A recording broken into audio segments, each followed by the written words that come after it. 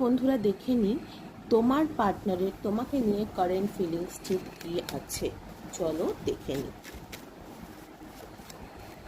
Wheel of Fortune, সে তো তোমার সঙ্গে সম্পর্কে এগোতে চায় এবং ম্যারেজের দিকেই সম্পর্কটা নিয়ে যেতে চায়। অনেকদিন হয়তো তোমাদের সম্পর্ক, সেই সম্পর্কটাকে এবার সে একটা পরিণতি দিতে চায় এবং এই জন্য সে যথেষ্ট ইম্পালসিভ হয়ে রয়েছে। এবং সে নাইট অফ সোর্ডস আমাকে এটাই বলছে যে সে কিন্তু খুব শিগগিরই এই আনন্দের দিনগুলো নিজের জীবনে আনতেছে এবং তার জন্য সে যথেষ্ট ইম্পালসিভ হয়ে রয়েছে এবং সে বুঝতে পারছে না যে কিভাবে অ্যাপ্রোচ করলে ঠিক হবে।